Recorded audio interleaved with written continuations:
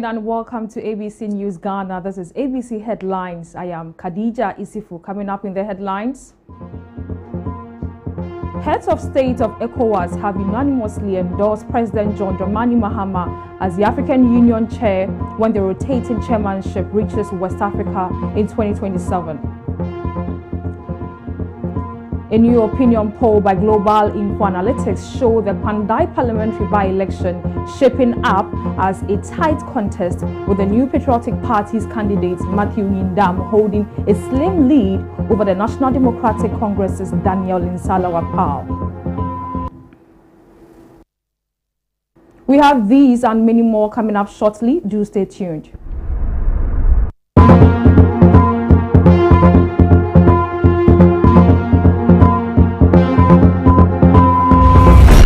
We are streaming live on Facebook and YouTube at ABC News GH_. Now to the details. The Authority of Heads of State of ECOWAS has unanimously endorsed President John Dramani Mahama as the African Union chair when the rotating chairmanship reaches West Africa in 2027. The decision follows the ECOWAS Council of Ministers' unanimous recommendation of President Mahama as the sole candidate from the region. The recommendation made during the Council's 95th Ordinary Session in Abuja was forwarded to the Authority of Heads of State and Government for formal adoption on Sunday, December 14, 2025. ECOWAS thanked the member states for backing Ghana's candidacy, citing the country's contributions to the region and its international standing. We are determined to work in a concerted manner to support the candidates of ECOWAS member states, all their nationals in international organizations, including the African Union, to ensure that the interests of ECOWAS continue to be promoted and protected. Part of the statement read. The Council added that the endorsement reflects ECOWAS's commitment to advancing the region's influence in continental and global bodies. It reaffirmed its support for candidates from member states to strengthen ECOWAS's presence in international organizations, including the African Union. The recommendation now urges the Authority of Heads of State and Government to formally adopt the declaration supporting Ghana's bid for the AU chairmanship in 2027.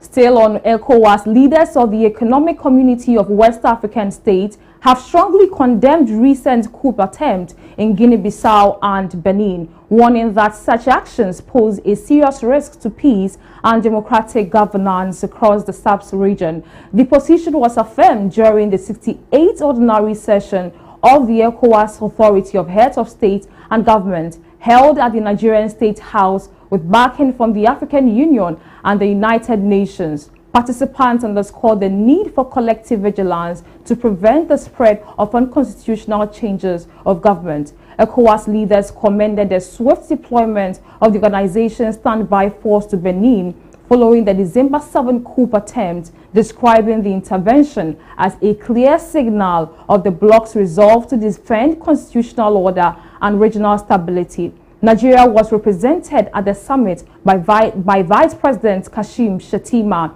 on behalf of President Bola Ahmed Tinubu.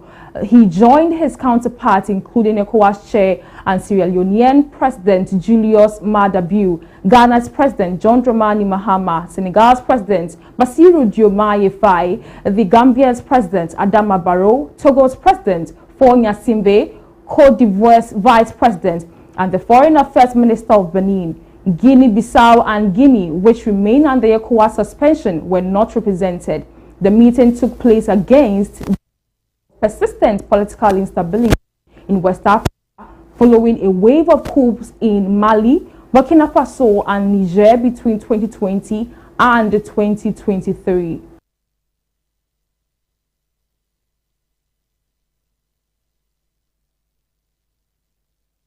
From that, the Western Regional Police Command has launched investigations into a fatal shooting incident at a mining company site at Adelekezu near Dadrin in the Axim district of the Western region. The incident occurred on Saturday, December 13, 2025, and led to the death of 13-year-old Pius Nkansa, also known as Nkrumah, and the destruction of several company properties. Police who responded to the scene found 2 4x4 SUV vehicles and 2 tipper trucks burned. A pickup truck and a Toyota Land Cruiser were also damaged. Some youth of the town allegedly carried out the destruction. Preliminary investigations indicate that the incident stemmed from a misunderstanding between some youth from Adelekezu and private security personnel at the mining site. The youth were said to have attempted to invade the company's concession during the confrontation.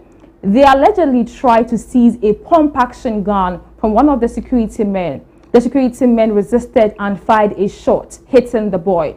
The victim was rushed to the Axim Government Hospital for treatment, but was pronounced dead on arrival. The death of the boy reportedly enraged the youth who went on a rampage at the mining site. They set company properties ablaze and threatened to lynch workers at the site. The police team managed to rescue 11 workers during the chaos. 5 suspects have since been arrested in connection with the incident. They are Jinyami Owusu, aged 38, Matthew Asama, 24, Nanayao, 15, Yao Poku, 16, and Kojo Ejay, 21. They were arrested for causing harm and unlawful damage.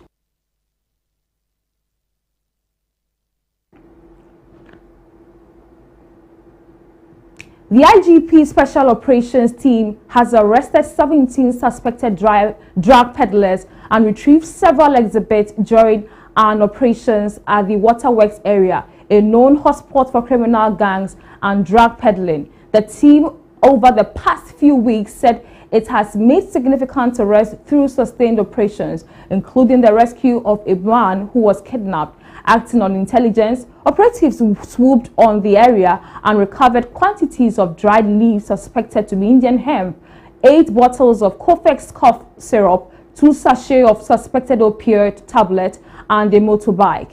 The suspects were taken to Sakasaka police station for detention and further investigations, while the exhibits were handed over to investigators for screening and forensic analysis.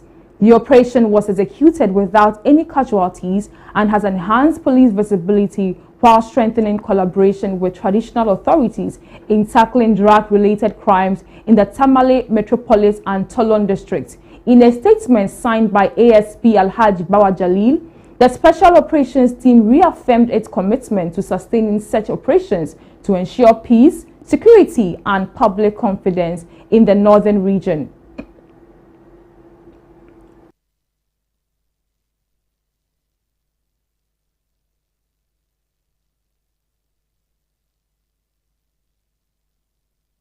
A new opinion poll by Global Info Analytics showed the Pandai parliamentary by-election shaping up as a tight contest, with the New Patriotic Party's candidate Matthew Yindam holding a slim lead over the National Democratic Congress Daniel Insala Wakpal.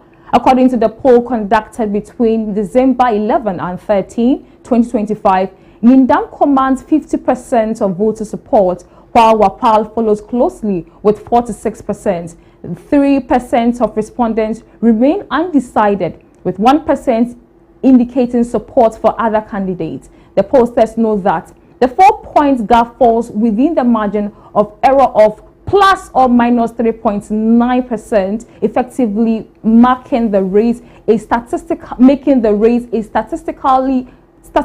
dead heat.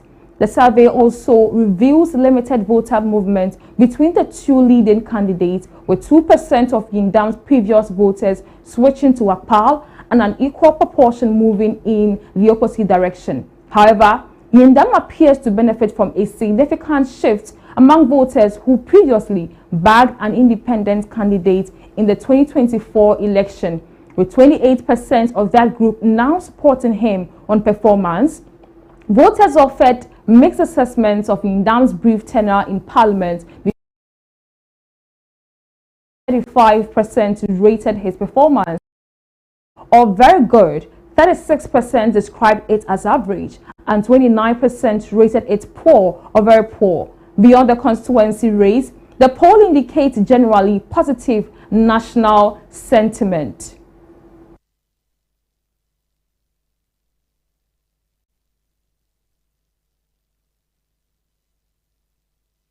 Still in Pandai, one person has been confirmed dead following a bee attack on supporters of the National Democratic Congress in the Pandai district after a campaign program on Sunday, December 14. Confirming the incident to the media, the NDC's Pandai constituency secretary, Mr. Roberts, said the attack occurred shortly after the party concluded its campaign activities. The deceased, identified as a chief from one of the communities in the district, was reportedly riding a motorbike when a swarm of bees attacked him. In the ensuing panic, he dismounted and attempted to flee, but was beaten to death amid the confusion. Some residents have attributed the incident to spiritual causes, describing it as a curse. However, authorities are yet to comment on these claims. Investigations are ongoing to determine the exact circumstances surrounding the incident. The incident comes amid heightened political activity in Pandai, where the Electoral Commission has scheduled a parliamentary election rerun for Tuesday, December 30, 2025. The rerun follows a High Court ruling that announced the results of 2024 parliamentary election due to irregularities in the collation process. The contest is expected to feature the same candidate who participated in the 2024 polls, with both the NDC and New Patriotic Party intensifying campaigns in the constituency as the rerun date approaches.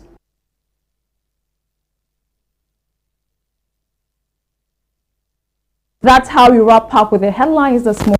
For more news, visit our website at www.abcnewsgh.com and follow us on our socials at abcnewsgh_. ABC in the Morning with Abna Mante comes up next. I am Khadija Isifu. Have a nice day.